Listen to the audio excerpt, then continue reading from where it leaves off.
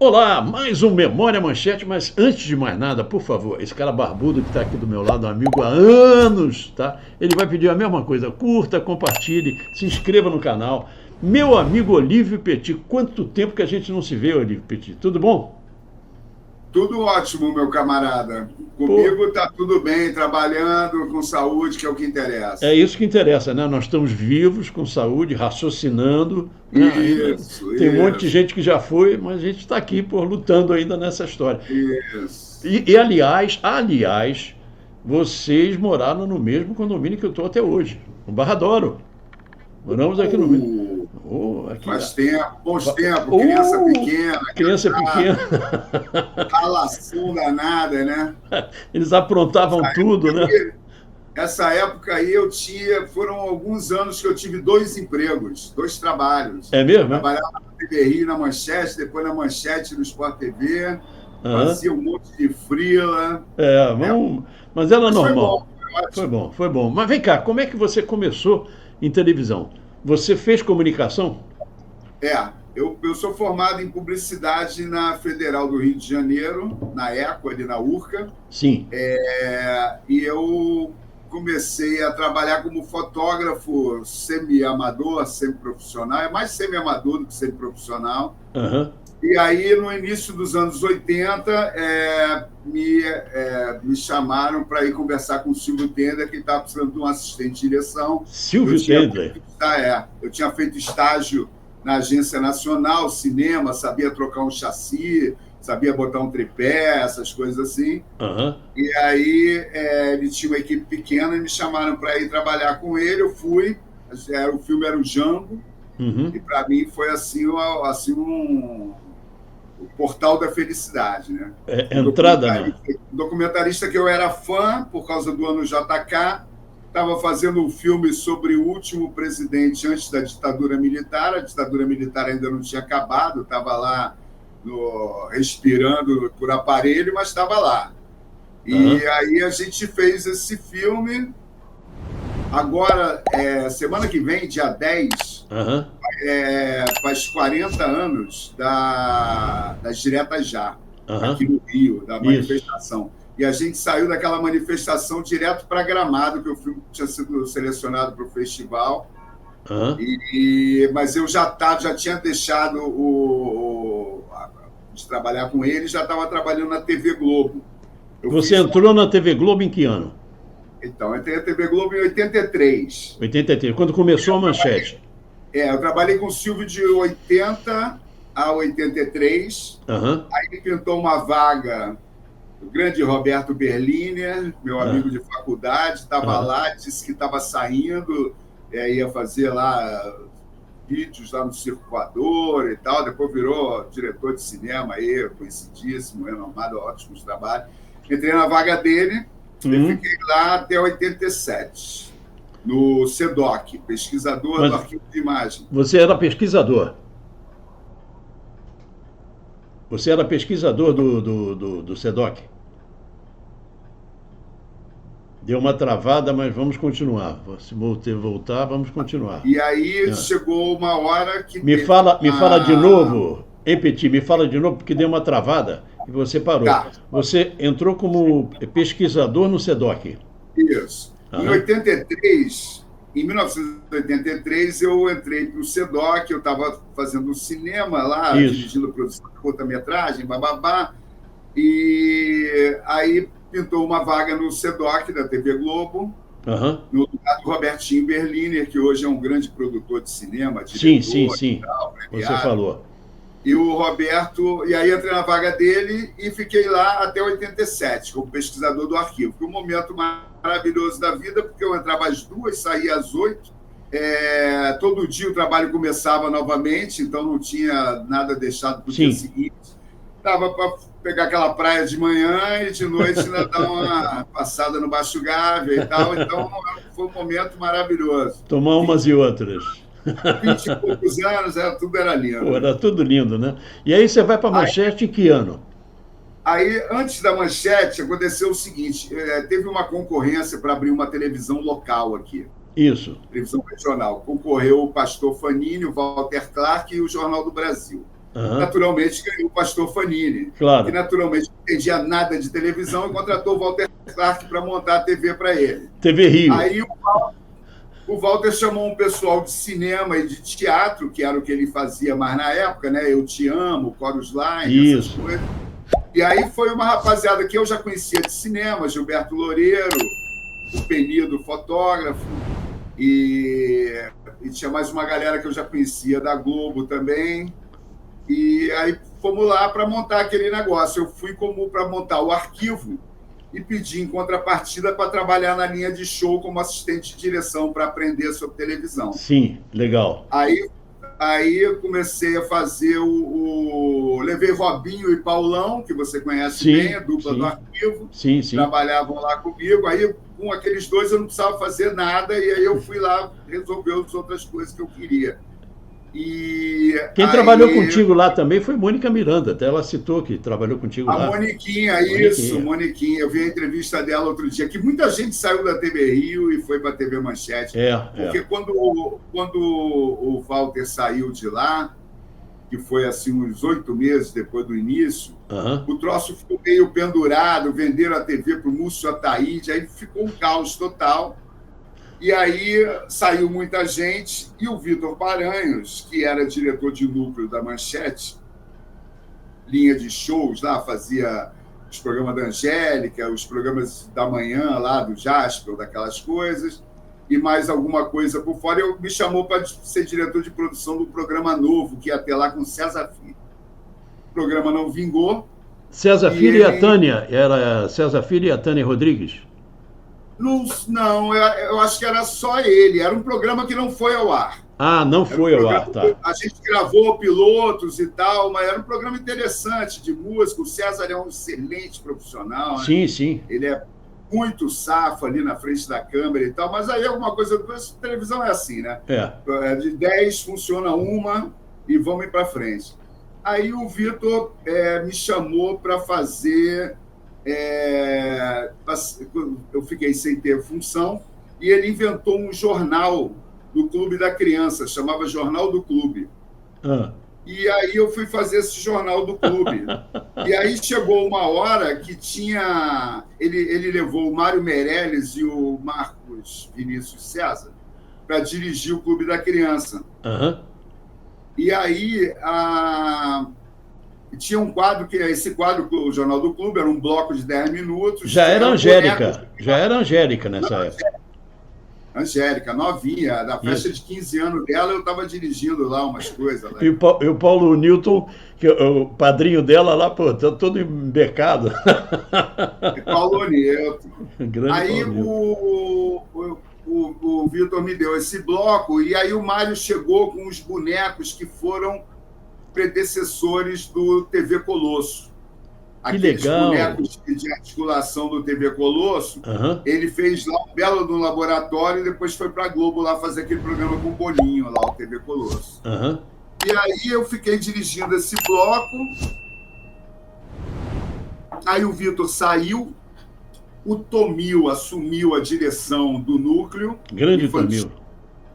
E eu fui dirigir o programa que o Tomil dirigia, que era um programa chamado Cometa Alegria, com a Cíntia e o Patrick. Sim. E era um programa de cabeças, a gente discutia um roteiro, quem escreveu o roteiro era o Renato Nogueira Neto, que é meu amigo até hoje, trabalhamos juntos também na Globosat e tal.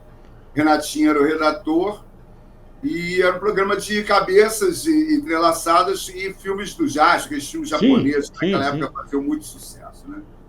Então, aí começou aquela balança mais não cai da Manchete, a Angélica foi, acho que, para o SBT. Foi para o SBT, isso. Depois é que ela foi para a Globo. Acho que o Zambelli foi para lá com ela, agora não tenho certeza de como foi essa coisa, mas aí veio a Mila Christie, para fazer o programa. Para fazer o Clube da Criança. Nessa altura do campeonato, eu já estava trabalhando no Sport TV, que era um canal para 3 mil assinantes. Mas peraí, era Top Sport, eu já era Sport TV. Top Sport, porque eu fui o primeiro apresentador da Globosat, eu apresentava o jornal do GNT. GNT. O GNT era um núcleozinho de informação lá com a gente. Exatamente. Chegou um ponto até que a Letícia era diretora. Letícia Morrana, grande Letícia. Isso. Aí eu fui fazer esse Clube da Criança aí, e que ficou no ar, eu não sei quantos meses, mas o troço estava muito complicado lá naquela época. E aí eu trabalhava com o Wilson Rocha. Wilson Rocha é um cara, assim, para mim ele foi de uma importância assim, vital, porque ele era um roteirista muito antigo da TV Globo. Ele foi o cara que criou o texto e a história do Sítio do Pica-Pau Amarelo. Pô, que legal, caramba. Ele tinha uma experiência fantástica. O Mário e o Marcos tinham levado ele lá para a Manchete. Uhum. E o Wilson era uma pessoa assim que ele sabia explicar as coisas muito bem, sabe? Ele sabia ouvir muito bem. Espera aí um pouquinho. Sem problema. Ele sabia ouvir muito bem. E me contava umas histórias assim. Ele exemplificava erros que eu poderia cometer, exemplificava sobre os erros que eu tinha cometido. Sim. E ajudava muito a desenvolver uma coisa de cena que eu não tinha. Eu tinha trabalhado quase que a vida toda numa parte mais jornalística, mesmo no cinema, documentário. Nunca tinha, assim, de direção de cena, que não é uma coisa muito simples. Claro. Você vê, naquela época, a gente construiu 2 cenários. A história que o Wilson bolou era a seguinte: a Mila ela tinha um circo mambembe numa carroça e tinha um outro cenário que era um circo mesmo, circão. Tá.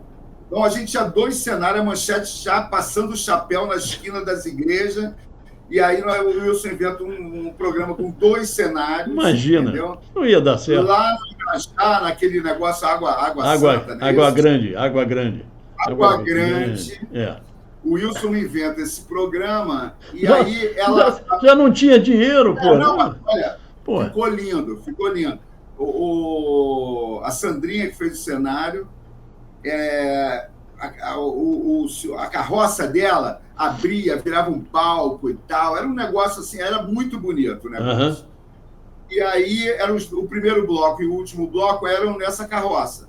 Porque ela ia dormir quando começava o programa e sonhava que ela tinha um circo imenso. Que legal, que tinha que ideia. Um monte de coisa acontecendo. E aí, no último bloco, era ela acordando de manhã, depois daquele sonho. E a gente contava histórias do universo mítico mundial. O Yeti, o Forte Apache, a Praia do Riachuelo, entendeu? A Queda da Bastilha. O Wilson era uma figuraça. Ele inventava umas coisas maravilhosas. Que cabeça! E era ela e mais 2 crianças que viviam com ela. Uma dessas crianças era aquele menino... esqueci o nome dele agora. Ele foi na Malhação, na primeira Malhação, ele era um ruivinho de... bateu a senilidade aqui. Ele tinha um nome alemão, ruivinho. Depois ele foi muito... Teve uma época dele... Boa. Bombou lá na Malhação. Esqueci o nome dele. Sérgio, e aí tinha um nome assim, Jorkaeff, sei lá, o nome desse polonês. Assim. E aí a gente fez isso, foi muito legal, mas aí aconteceu uma história daquelas que é suco de Brasil, né? A gente tinha um circo. A gente não tinha grana para pagar atores de circo profissionais. Aí nós fomos à escola de circo ali na Praça da Bandeira. Ali a Praça da Bandeira, isso. Fazer um acordo com a escola de circo para que os melhores alunos deles fossem participar do programa por um cachê assim simbólico. Mas a gente dava o nome da escola de circo, falava, blá, blá, blá. Então o picadeiro era uma maravilha, porque tinha gente andando de monociclo na corda bamba, tinha malabarismo, a imagem que dava aquilo era muito bonita. Até que o Sindicato de Artistas e Técnicos resolveu que a gente estava burlando a lei e atrapalhando o desenvolvimento dos artistas circenses profissionais. E aí nós tivemos que deixar que ele ficou um picadeiro vazio. Não tinha um maluco cuspindo fogo, entendeu? Que era a coisa mais linda. A câmera passeava, aí saía do Malabares, entrava no Bambolé, sabe? Era lindo o negócio. Fogo e água na telinha é fantástico, né? Pô, sempre foi, né? Eu tenho uma sensacional, mas eu tenho uma sensacional. Nesse programa que não deu certo com o Paranhos, o Vitor inventou, naquela época estava meio na moda, fazer a plateia ficar atrás do palco. Sim. Em vez de ficar na frente, ali na quarta parede, ficava atrás do palco. Então a plateia aparecia também. E aí, eu me lembro, assim, claramente, o Emílio Santiago ia entrar, e ele estava com um sucesso dele naquela época, assim, muito romântico, um samba muito romântico, fazendo muito sucesso. E aí o Vitor mandou eu distribuir. Não era Saigon, não? Não era Saigon, não? Não sei. Porque a música mais sucesso dele foi Saigon. O nome do meu ator, não me lembro nem o nome do meu ator, imagina a música dele. Aí o Vitor me mandou distribuir para a plateia que ficava no palco aqueles foguinhos que hoje usam de vela de aniversário que não apaga, sabe? Aquele negócio horroroso. Sim. E fica ali com aquele foguinho, não apaga, acha aquilo um horror. Mas tudo bem. Aí o Vitor mandou distribuir aquilo e alguns isqueiros para que as pessoas acendessem quando o Emílio Santiago entrasse. Ele ia cair a luz da plateia. Bom, não precisa te dizer que o chefe da segurança queria chamar a polícia para me prender, porque eu era o cara que tinha distribuído o isqueiro, claro, os foguinhos. Claro que deu merda. Bombeiro cercando o teatro e tal. E o Vitor lá no suíte, entendeu? E eu ali no palco. E aí eu falava, Vitor, atenção, Vitor, os caras estão me prendendo aqui, meu irmão. No teatro. Ele falou, pô, tu é diretor de produção para se virar, meu irmão. Se vira aí, você está atrapalhando nossa gravação, entendeu? Era uma época boa. Eu cheguei lá, o primeiro programa que eu vi, ele me levou para ver a gravação, foi o Milkshake, que é um programa da Angélica, sábado à tarde, dirigido pelo Zambelli também. Zambelli. E foi o primeiro contato assim, mais interno que eu tive com esse tipo de gravação, sabe? Até hoje eu sou amigo do Marcelo Zambelli, a gente se conversa pra caramba, ele lançou um filme agora muito interessante, e estamos sempre batendo papo. E eu ficava meio que olhando para o Marcelo, passei bem um ano ali dentro, sabe? Meio que fiscalizando o trabalho do Marcelo, olhando, vendo como é que o roteiro chegava, como é que distribuía as coisas, sabe? Qual era a real função da produção, como é que dividia a produção, conteúdo e tarefas técnicas e tal. Fiquei muito de olho nele.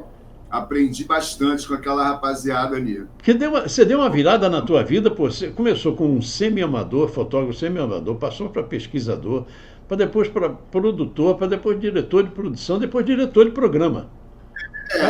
Mas não é assim que faz? Assim isso, mas é assim que aprende. Hoje em dia, talvez menos, porque tem cara com 22 anos na internet dando aula de coisa, né? Não, eu vou te fazer, vou ficar rico em 2 semanas, fazer isso. Como escrever um livro que é uma porcaria, mas você vai, com a minha técnica, vai vender muito, vai virar best-seller. Porra, dança maior é essa. Tá complicado, isso aí tá complicado. Esse livro que eu te mandei, o livro, eu levei 20 anos escrevendo esse livro, aos poucos, escrevendo aos poucos. E esse filme meu que está na Netflix foi pelo menos 15 anos. Esse outro livro, que foi o dos 40 anos das Histórias Vivas, foi porque eu pedi aos colegas para fazer, porque ia fazer. O ano passado fez 40 anos, você sabe da história. O ano passado fez 40 anos da Manchete. Acompanhei. Uma vez, há uns anos atrás, eu estava numa festa, e estava meio acabrunhado, assim, tipo coisa. Aí o Evandro Mesquita chegou do meu lado. Grande Evandro Mesquita. Assim, meu irmão, que cara é essa aí e tal? Eu falei, pô, cara, eu tô com uma ideia para fazer um filme bacana pra caramba, mas eu preciso fazer um promo, sabe, do filme, para poder levar aí nos canais e tal. E eu, pô, tô sem dinheiro nenhum para fazer esse troço. Aí ele falou com aquela vozinha dele assim, ô Petia, o que a gente fez de bom nessa vida, bicho, além de amigo? Nada. A gente só fez amigo. Toda a isso. vida, a tua vida não foi os amigos? Eu falei, quem te levou para lá, para a Globosat? Eu falei, um amigo. Quem te botou na manchete? Eu falei, um amigo. Ele falou, pô, e aí eu também, eu tenho com o teatro cheio de amigos. É assim que a gente faz a vida. Aí chegou o Léo Gander, falou, que trama é essa aí que eu quero entrar? Aí o Evandro falou, tá vendo? Aí, amigo chegando, os amigos vão chegando. Então, até hoje é isso. Até hoje são os amigos que a gente foi fazendo durante o dia. Qual foi o momento mais marcante para você dentro da Manchete? Rapaz, eu acho que foi essa coisa do clube, sabe? Do clube, né? Era um programa grande. E que vocês não tinham mais condições, porque a Manchete estava com problema financeiro já.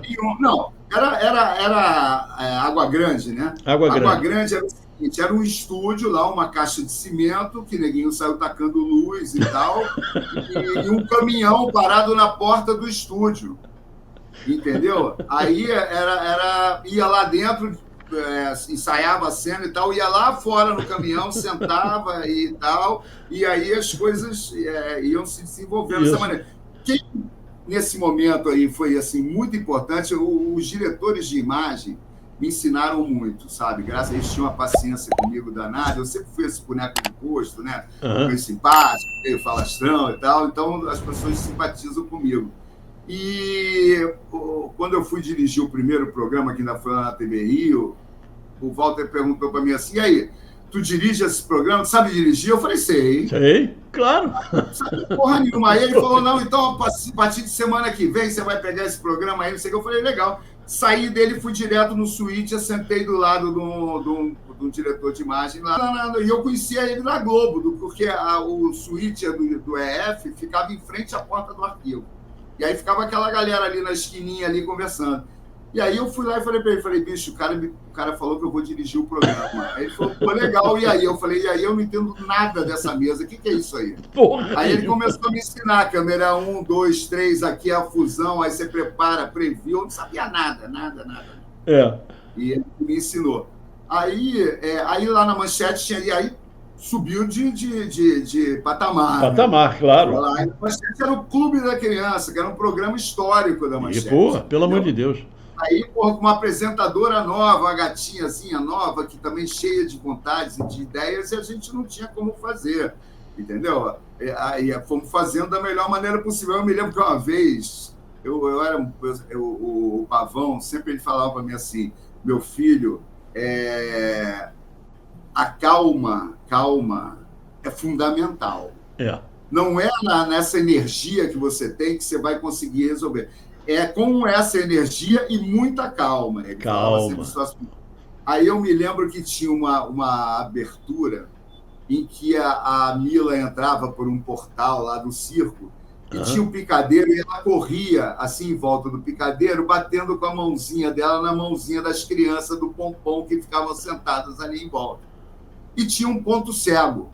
Tinha um ponto, câmera nenhuma pegava, tá? Aí eu combinei com um menino lá, que era Safo, o Ruivinho, que eu esqueci o nome, Serginho, que ele, naquele momento que ela passasse não sei aonde, ele ia olhar para a câmera tal e tirar o chapéu, assim, fazer assim, tá? Aí, meu irmão, o primeiro dia era uma gravação, a gente tinha que gravar uns musicais, e era o Timbalada, rapaz. Timbalada? Tira aquelas negras com os peitos de fora, com aqueles negócios pintados nos peitos. Tava uma loucura aquele negócio lá, e o comandante era o mais louco de todo, que era eu, né? Aí estamos lá naquele negócio, conseguimos organizar tudo, aí eu entrei no suíte, cara. Aí quando cortou pro garoto, o garoto tava com o dedo no nariz. Aí, corta, para tudo, até voltando, sabe como é que é, né, bicho? Porra. Depois que a história de samba entra, se você não filmar, perdeu. Né? Porque vai ter que filmar de novo, vai botar a escola de samba toda para trás. Mas ali no estúdio a gente pegou a escola de samba, recuou ela toda. E o cara tava lá com o dedão no nariz. Mas aí o idiota aqui meteu o dedo no talking back, nervoso pra caramba, e falou, meu filho... Aí eu olhei para trás, para a cabine de áudio, que estava o Marquinho, e falei assim, Marquinho, como é o nome desse filho da... E se tirou o dedo do talking back, falava lá dentro do estúdio, tá? Aí o Marquinho falou, Serginho. Aí eu falei, pô, Serginho, nós marcamos tudo direitinho, presta atenção aí, meu filho, tá bom? Aí ele banou com a cabeça, eu tirei o dedo. Aí rodamos a cena, aí eu voltei para dentro do estúdio. Aí Paulinho Cardoso, que era meu câmera de segurança, câmera na mão, dentro do estúdio, malandro pra caramba, que só tinha malandro, né? Gabi, Afonso, é só escolado. Ali, só escolado. Depois contou a história do Tião, sensacional. Aí fui no Paulinho Cardoso, falei, Cardoso, ele falou, pô, meu querido, eu só queria dizer o seguinte, primeiro de tudo, quando você for falar uma bobagem, um palavrão, alguma coisa, tira o dedo do botão do talkback, porque todo mundo ouviu aqui, inclusive o filho e falou porque a mãe do garoto estava lá no estúdio. Aí eu comecei a dar uma aula ali sobre interjeição e adjetivo, a diferença entre a interjeição e o adjetivo. Ninguém entendeu nada, né? Ninguém entendeu nada, claro. O Pavão falou, Petito, tá muito louco, pelo amor de Deus, senta aí, vamos rodar a história. Grande pai. Era meio na marra, né? Era Pavão, depois eu trabalhei com o Pavão, depois eu trabalhei com o Pavãozinho, Jorge Bernardo, que hoje está na Arábia Saudita e vai nos dar uma entrevista também. Sim, pô, gênio. O Pavão é excelente. Aliás, eu chamo de carimbo, carimbão, carimbo e carimbinho, porque o avô, o pai e o filho são iguaizinhos, né? O avô não conhecia o avô dele, não. Exatamente. O Bernardo não conhecia, não. Mas o Bernardo o Bernardo era da tropa de choque do Sport TV. Eu sei. A gente trabalhou lá. Tinham 10 fixos e os outros iam como uma premiação e tal. Mas a gente revezava, né, as pessoas. Mas o Bernardo ia sempre. Bernardo, uma vez o nosso era lá na Itaperua, onde teve que sair de lá por causa da troca de tiro, daqueles morros lá. Atrás da minha mesa tinha um vidro escrito assim, vidro praticamente à prova de balas. Aí eu fui no Alberto e falei assim, Alberto, qual é o nível desse praticamente? Ele falou, olha, Petit, se for uma Uzi, tudo bem, agora se for 22... se estourar com uma 22, tu tá ferrado, porque eu ficava de costa pro querosene. Assim, minha mesa era de costa pro querosene. Mas o Bernardo, lá na Manchete, ele era editor de imagem. Era editor de imagem, né? Aí ele foi na Globosat também, mas depois ele foi indo, virou diretor de imagem também. Isso. Excelente profissional, cara. Tanto que está até hoje fazendo evento internacional aí, todos. Ele é primeiro time. Ele é primeiro time. Ele ficou de me dar uma entrevista, ele vai estar um tempo livre lá na Arábia Saudita, então ele vai me dar uma entrevista também, porque o Jorge também faz parte da Manchete, né? O Jorge faz parte da Manchete. Muito. E principalmente por causa dessa história que o pai e o filho trabalhavam ali juntos. Trabalhavam juntos, né? Exatamente isso. Eles foram muito importantes para aquele início ali da Manchete, porque aquele início da Manchete era muito bom, né? Caramba. Olha, nós pegamos... Quando eu entrei na Manchete, eu entrei antes dela estar no ar, né? Porque nós tínhamos que fazer testes para ver quem ia ser os apresentadores do Jornal da Manchete, né? E eu fui o segundo a ser aprovado. Primeiro foi o Bianchini e depois fui eu. Aí depois foi entrando todo mundo. E aí quando nós começamos a fazer o Jornal da Manchete, era impressionante porque todo mundo reconhecia a gente na rua. Era gozado isso. Que a Manchete era desse tamaninho. E ela começou a crescer. Se ela tivesse... Fazia jornal com a... Com quem? Você fazia jornal com a Leila Richards? A Leila Richards chegou depois. O Jornal da Manchete... Sim, fiz. Muito tempo. Era eu, Cláudia Ribeiro e Roberto Maia. Depois saiu Roberto Maia e saiu Cláudia Ribeiro. E eu fiquei com a Leila veio, ela era editora do Panorama, que era da Iris Litieri e a Jacira Lucas. Aí ela veio apresentar o jornal comigo. Ela ficou apresentando o jornal comigo. Quando eu saí, era ela que fazia a bancada comigo.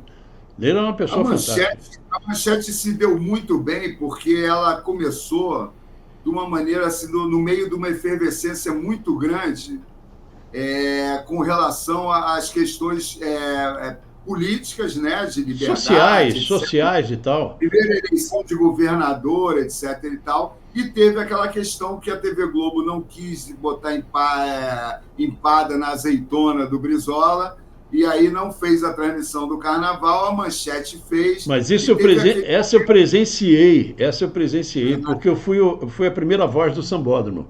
Eu era a voz do sambódromo lá. E seu Adolfo, essa história é muito, muito famosa. O seu Adolfo, o doutor Roberto Marinho disse para o Brizola que só ia fazer em um dia. Aí ele disse, não, nós vamos fazer em 2 dias. Nós fizemos o sambódromo exatamente para acabar com aquela história, pois, de monta, arquibancada, desmonta, monta, desmonta. Aquilo levava meses, né, porra, e nego levando dinheiro. Aí ele fez o sambódromo. Quando fez o sambódromo, ele disse, não vou fazer, vai fazer em um dia só. Aí ele, tá bom. Aí o Oscar Niemeyer mais o Darcy Ribeiro foram na Manchete falar com o seu Adolfo. E o seu Adolfo topou fazer. E aí fez o carnaval sozinho, que foi aquele carnaval que o pessoal entrou na avenida no último dia, a turma da Manchete, com aquela calça e aquela camisa vermelha com M, porra, acompanhando a Mangueira que ganhou, com Braguinha. Foi o carnaval que a Mangueira voltou, né? Exatamente. O carnaval do Braguinha, se eu não me Braguinha, foi do que Braguinha. A Mangueira chegou na apoteose, deu meia volta e voltou. Voltou, porque estava junto. Foi um negócio assim alucinante. Alucinante, né? Exatamente. Foi muito marcante para a Manchete. Para a Manchete, exatamente isso. Abriu um público, uma audiência que a Manchete estava tentando chegar. E aquilo deu uma arrancada. Chegou. Depois deu uma segunda arrancada com o Pantanal. Eu cheguei lá na Manchete na época da Cananga do Japão. Cananga do Japão.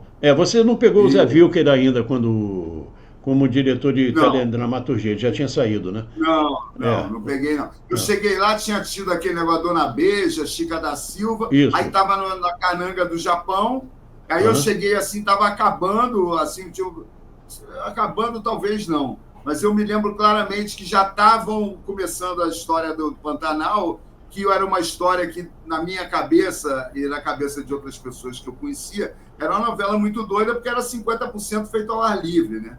E isso é um... Diz o Zé Wigvelder, que era meu diretor, foi o cara que me convidou para a Manchete, era o meu diretor de jornalismo, que o Pantanal foi exatamente o contrário, era 10% externa, 90% estúdio, e a Pantanal foi 90% externa e 10% estúdio, porque era tudo...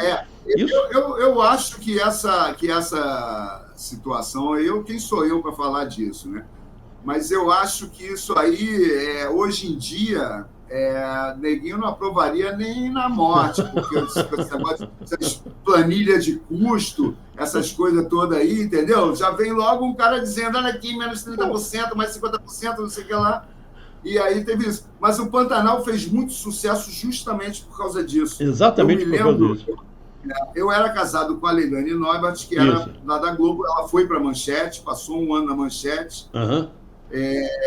E depois ela voltou lá para a TV Globo. Mas na época do Pantanal, porque ela foi para a Manchete quando a Alice Maria foi para lá. Isso. Que teve aquela confusão, foi em 89, aquela confusão da eleição do Lula, do debate do Lula com o Collor e tal. Aí a Alice saiu, foi para lá e levou um monte de gente. Renato Machado, a Leilani foi também, depois ela voltou. Mas eu me lembro que na festa de lançamento do Pantanal, quando chegou todo mundo para a festa, ninguém tinha uma ideia do que era a novela, mas não tinha visto as imagens da novela. E aí, meu camarada, quando começou aquele negócio de Tuiuiu para lá, e árvore ao vento para cá, Rio, não sei o quê, e aquela mina maravilhosa com aquelas roupas simples, assim, tomando banho de roupa naquele dia. Eu me lembro que a sala onde a gente estava na festa, que era um salão, eu não me lembro aonde era, mas provavelmente era ali naquele complexo da Lagoa ali, que tinha aquelas boates, aquelas coisas ali. Era um lugar grande. E tinha um telão imenso. Eu me lembro que quando começaram a passar as imagens com aquela música daquele Wakiti, né, que era aquele grupo, cara, meu irmão, fez um silêncio no lugar, sabe, assim, foi assim uma pancada na cara das pessoas. Ninguém tinha visto ainda uma coisa assim, com aquela beleza, com aquela sensibilidade, aquele lirismo, sabe? Lirismo. Foi um negócio assim, muito espantoso, porque eram takes assim, com a lente muito aberta, sabe? Com um céu muita nuvem, muito céu, que não era uma coisa assim que fosse usada nas novelas. Usual, exatamente. Foi um negócio assim muito sério, assim, muito impactante, acho que na audiência, sabe? Eu vejo, Betty, assim, Foi uma muito. paulada que ele deu, sabe? Eu acho que a Manchete teve algumas coisas muito importantes. O Jornal da Manchete, que era completamente diferente do que se fazia. O Carnaval da Manchete, que ninguém fez o carnaval como a Manchete fez, né? O Clube da Criança, pô, que você foi diretor também, sabe? E outras coisas mais que a Manchete tinha, entendeu? A Manchete fez uma Manchete FM TV, pô, quando começou a mostrar videoclipe pô, na televisão, Isso, sabe? Então, isso. ela teve muita coisa. Um programa Bar sábado à Academia. tarde. Tinha um programa sábado à tarde, um programa meio pop, que quem dirigia era o Wagner, e era apresentado pela Carolina Ferraz, eu acho. Isso, exatamente. Programa de atualidades, De atualidade, clipes, isso. era um programa super moderno. Ela chegou a apresentar também o programa do domingo, se não me engano. O programa de domingo. A Leilane entrou substituindo ela. No programa de domingo. Domingo, né? Manchete substituir a Carolina. Era ela e o Renato Machado, não era? Que apresentava do programa de domingo, se não me engano? Não, o era Renato o Paulo. apresentava o Jornal das 11 da noite. Era o Paulo. Era ela e Paulo Alceu. Paulo Alceu. Tá no sul. Tá no sul. Tá lá em Floripa. Isso, tá exatamente. Lá em Floripa. Eu tive com ele lá há década atrás. E aí era com a Carolina. E, pô, era um programa, assim, muito bacana. Cara, assim, Documento Especial mudou a cara da televisão. O Nelson Inef, eu sempre falo nisso. Mudou a cara. Né? A reportagem, cara. Aquela reportagem se transformou completamente. Eu me lembro que quando eu fui para o SBT Repórter, que eu fui editor-chefe do SBT Repórter, que a Marília e a Gabriela apresentavam, a gente usava muito daquelas expressões para pegar coisas, sabe, subjetivas, assim, com câmera subjetiva. Isso. Sabe, que se usou demais no Documento Especial. E foi a TV Verdade que ele falava, né? Que era a TV Verdade. O Roinef era um cara, assim, de outro nível, né? De outro nível, não. Nelson Roinef era lá na frente, entendeu? Louquinho de pedra. O que eu quero dizer é o seguinte, meu irmão. Os malucos na televisão se davam bem. Sempre, né? Impressionante. O cara falava, pô, isso aí, neguinho, isso aí não vai dar certo. O cara falava, pô, então vamos experimentar, né? Pô, cara, isso é um negócio assim. O Aldir contando como é que ele fez a vinheta do M voando, cara, é sensacional. O programa do Aldir, pô, foi mostrando como é que é o M voando, caramba, sensacional. A voz do Eloy, cara. Não. A voz do Eloy. Né? Manchete, TV de primeira. Só tinha craque. Os meninos da programação visual, Tony Cid, Adolfo Rosenthal, Udi Florião, esses caras, bicho, eles arrebentavam. O Arrabal hoje é o máximo na Globo, cara. O Arrabal. O Arrabal foi da Manchete. Ele foi da Manchete. Foi da Manchete? Foi. Ele, o Daí Rosa que fez todo esse nosso grafismo do Memória Manchete, foi ele que fez com o Queiroz. Entendeu? Pô, eles só tinha craque, cara. O Queiroz, que era diretor de fotografia e foi dirigir lá na Manchete também? Eu acho que sim. Não tenho certeza. Jorge Queiroz, é esse? Não. Eu me lembro que tinham diretores você falou que diretores de cena, né? Diretor de imagem, nós tínhamos o Caetano, nós tínhamos o Toledo, nós tínhamos o Márcio Leal, cara, Carlos Chapa, Ronaldo Berreta, só gente... Bandeira. Só tinha gente do melhor nível, Só tinha craque. Isso é que fez a Manchete, pô, sabe, ser tão importante. Eu tenho um grande amigo, que é muito amigo do Marcelo Zambelli também, que é o Vic Junot. O Vic Junot é um cara enorme, entendeu? Ruivo, grandão, parrudo mesmo, assim, desses... Tu não sabe se ele é gordo, se ele é socado, se ele é enorme. E o Vic, a gente aprontava muito pela vida. A gente passou, assim, momentos muito engraçados, sabe? E uma vez... a gente era amigo do Carlos Magalhães, que dirigia o Pantanal. Sim. E do outro, que agora eu estou esquecendo. Pô, é ruim isso pra caramba, esquecer o nome das pessoas. Pô, bem, aí um dia eu vi que virou para mim e falou o seguinte: aí, Petit, vai ter uma filmagem na casa daqueles teus amigos lá na Pracinha do Alto. Era uma família lá de roqueiros, caras tocavam guitarra, surfista, que moravam em umas casinhas geminadas que tinha ali na Pracinha do Alto. Sim. E aí ia ter uma filmagem lá numa casinha da casa, tinha um locado a casinha. Ele falou, vamos lá participar? Eu falei, pô, Vic, o que é? Ele falou, não, já sei, já armei tudo, fica tranquilo. A cena é um bar, Aham. E aí tem lá os vaqueiros todos sentados, tem lá a mina que o Marquinhos Palmeira vai tá azarando na novela e Aham. tal, e aí ele vai chegar para fazer com ela. Mas eu já marquei com meu Deus, como é o nome dele, rapaz? Bom, com o cara que é o seguinte, tem que abrir a cena, porque é uma cena que começa uma nova sequência. Então eu marquei com ele que ele vai abrir a cena com a gente. A gente vai estar sentado numa mesa, fazendo alguma coisa, e aí a câmera sai da gente e vai achar o Marco Palmeira. Passa pelo bar e vai achar o Marco Palmeira. Aquela cara de galã entrando e tal. O Marquinhos também é amigo da gente. É. Aí, cara, quando chegou lá, a gente não sabia o que ia fazer. Aí a gente combinou uma cena que era o Vic bêbado, assim, com o chapéu meio caído, assim. E aí eu pegava um negocinho de papel, assim, uma folha de papel, e passava na orelha dele, e ele fazia assim, como se fosse um mosquito. E aí eu enfiei o troço na orelha dele, e ele sacou os 2 revólveres. Aí os caras falaram, não tá demais isso não? Falou, pô, chamaram a gente para vir até aqui. A gente tá todo vestido. Agora a gente quer participar. Estamos aqui E aí foi pro ar, estamos aqui de figurante, estamos aqui de figurante, queremos participar. Não, é isso. Eu participei da abertura do Que Rei Sou Eu. Eu apareço 4 frames na abertura do Que Rei Sou Eu. É mesmo? Eu adorava essas coisas. Isso é muito bom. Isso é muito bom. Petit, agora o que você está fazendo? Agora, velho, eu estou fazendo cinema, parece. Eu faço um pouquinho de cada coisa, né? Eu escrevo para umas pessoas, eu dirijo para outras pessoas, eu produzo para outras pessoas. Que, aliás, desculpa te interromper, você tem um dos textos fantásticos que eu sempre leio. Você tem um texto maravilhoso. Estou falando sério. Eu gosto de escrever. Você deve ter visto alguma coisa no meu livro, eu gosto de escrever. E eu gosto de escrever como se estivesse contando para a pessoa, batendo um papo. Mas você tem um texto maravilhoso, muito bom, Obrigado. Muito bom. Explore isso sempre, porque a sua cabeça é boa. Eu tenho feito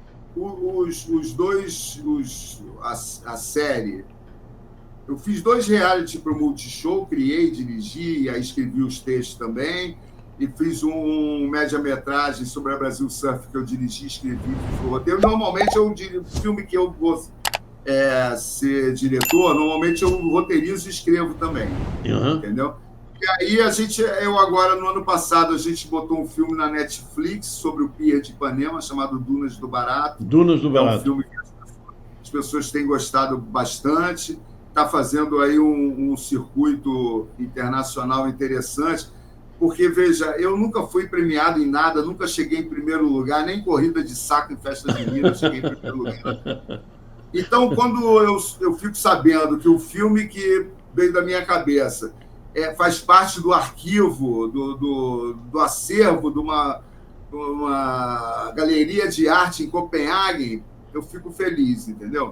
Quando o meu filme é selecionado para um festival de surf em San Diego, na Califórnia, o filme não é de surf, eu fico feliz. Claro. Quando ele vai passar uma semana de filmes de contracultura na Universidade de Estocolmo, eu fico muito feliz. Claro. Entendeu? Claro. Porque eu acho que é para isso mesmo que a gente conta as histórias. Exatamente. Agora, nesse momento, eu estou escrevendo um roteiro para um longa documentário sobre o surf, a história do surf em Saquarema. E estou dirigindo e blá, blá, blá, um filme sobre o Carlos Lacerda. Carlos Lacerda. Carlos Lacerda. A gente já está fazendo há uns 5 anos. É um filme meio tabu, né? As pessoas têm assim, uma certa dificuldade em aceitar falar.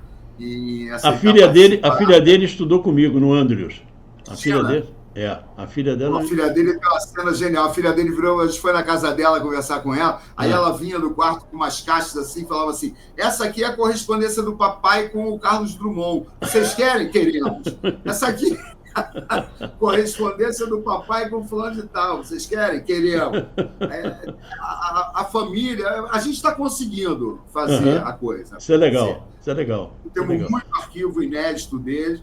Temos uma joia fantástica que é o áudio da entrevista de 34 horas que ele deu para o Estadão contando a vida dele. A gente tem o áudio. Que espetáculo. Ele ficou 24 horas na televisão, eu me lembro disso, ele ficou 24 horas dizendo as realizações do programa do governo dele. Não, ele era danadinho. Ele era fera. Ele era fera, mas ele não media esforços. Nada. Assim. E aí nessa, alguns corpos ficavam pelo caminho, né? Metaforicamente, né? Sim, ele passava por cima mesmo, não queria saber, não. Mas na realidade, o Vargas caiu exatamente por causa daquela loucura do Major Vargas. Derrubou dois presidentes, tirou um outro, ajudou a tirar um outro. Exatamente. Ele fez um escarcel aqui. Ele é um personagem muito importante da história. Muito. A gente acha muito relevante contar a história dessa pessoa completamente. O filme chama Lacerda, a polêmica em carne e osso. Exatamente. Ele era um cara muito... Aí estamos fazendo isso, estamos fazendo as entrevistas, recolhendo material, visitando a Cinemateca de São Paulo, o Arquivo do Rio de Janeiro, o Silvio Tender, a gente está costurando uma entrada dele na produção por conta do arquivo dele. Que legal. A gente entrevistou ele também, porque ele fez o JK, fez o Django, que eram dois inimigos do Lacerda.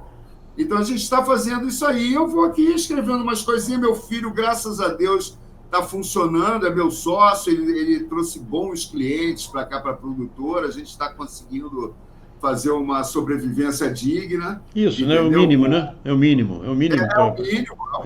Eu não preciso de muita coisa. Também não. Minha casinha.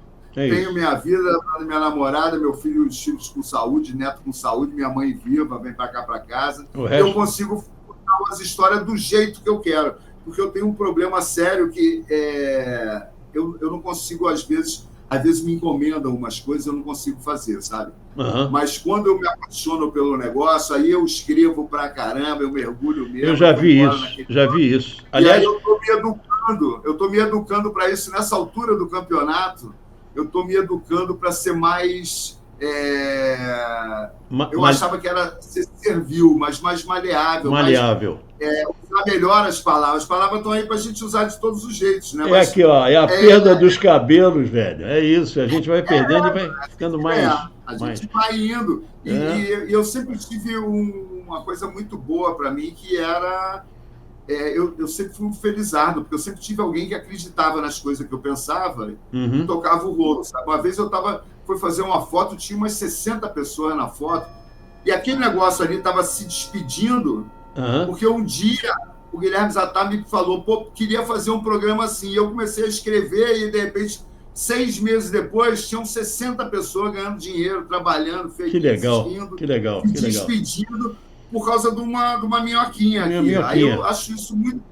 não sou eu, né? Todo mundo que trabalha com a gente assim. Mas vem cá, não existe trabalho isolado. Não existe trabalho isolado, não existe isso. O trabalho nosso é tão coletivo quanto o futebol, né? Claro. Aliás, bons textos você escreve sobre Fluminense. Apesar de eu não ser fluminense, eu sou vascaíno, mas eu tenho uma mulher tricolor, uma filha tricolor, e minha mãe era tricolor, então eu não torço nada contra o Fluminense. Né? Um cara do filme lá do Django, o Lúcio Codato, puta fotógrafo de publicidade, cara bom pra caceta. Teve um dia que ele falou para mim assim, garoto, presta atenção numa coisa. Se o cara que empurra o carrinho do traveling tiver zangado com você, não tem traveling. Tá entendendo isso? Eu falei, ele falou, não, se o Caboman estiver zangado contigo, a câmera não vai até lá, entendeu? Se o câmera estiver zangado contigo, ele não vai fazer aquilo. Isso, ele falou, então toma conta de todo mundo, todo mundo tem que estar feliz, todo mundo tem que estar bacana para fazer isso. Eu entendi isso claramente, é o que eu procuro fazer. Muito bom. Olha, Petit, parabéns pela tua carreira, realmente, é marcante lembrar esse tempo todo. Muito obrigado por você ter aceitado essa entrevista, porque, você faz parte da família Manchete, a família Manchete existe até hoje, a gente se fala até hoje. Sim. Né? E deixar essa coisa de patrimônio, tá aí. Aí quem quiser ver, tá aí, sabe? Essa pessoa fez parte da coisa. Porque isso no Brasil precisa parar com essa história de acabou, acabou. A coisa que mais me doeu no Rio de Janeiro, por incrível que pareça, eu acho que foi uma das formas também de eu ir embora para Brasília, em 79, foi quando eu entrei em televisão. Eu era professor de Química. A destruição do Senado ali na Cinelândia. Cara, aquilo, cara, pelo amor de Deus. Cara, eu fiquei louco quando eu vi aquilo. Como é que pode, rapaz? Aquele prédio era histórico. O Senado do Brasil prédio, não é só o Senado. Aquele prédio era um prédio feito em módulos, que foi construído os módulos no Brasil, levado para a exposição de arquitetura de Nova York, construído lá, premiadíssimo lá, desmontado e remontado na Cinelândia. Aí nego vai e destrói. Tem leão daquela porta ali, que está em fazenda lá no Ceará, na porta da Casa Grande da fazenda lá do Ceará, porque o deputado levou. Porque, sabe, é isso que eu estou falando, a gente tem que deixar alguma coisa, sabe, para essas novas gerações saberem como é que foi. Eu trabalho com memória, né, bicho? Trabalho com memória, é isso. Eu trabalho com filme velho, com fotografia velha. É isso. Entendeu? Desde que eu me entendo por gente. E é difícil achar, difícil e caro. Mas vale a pena. Para mim foi um prazer enorme falar contigo, que eu não vejo há algum tempo. A gente não Foi um prazer ter assistido aos vídeos daquelas pessoas, Moniquinha, etc., que eu não via há muito tempo, e ver, ouvir. Você fala no Facebook, mas ver a pessoa, ouvir ela falando, ver ela sorrindo de novo, sabe? Isso para mim está sendo um delírio, e eu te agradeço muito a oportunidade. Espero ter colaborado. Muito, imagina. Muita bobagem. Nada. Eu fui muito contra mim. A minha mãe sempre fala isso, fala, meu filho, fala menos, pelo amor de Deus. Meu pai falava, tu tem 2 ouvidos e uma boca, para ouvir mais e falar menos. Mas eu não sou assim, eu falo pra caramba também, que nem você. E nós todos, graças a Deus. Graças a Deus. Petit, grande abraço, irmão. Tudo de bom. Obrigado, velho. Saúde para você, para sua família. Deus. E eu vou me despedir como a gente despediu lá no Jornal da Manchete. Fique com a gente. Até a próxima. Tchau, tchau. Um abraço, valeu.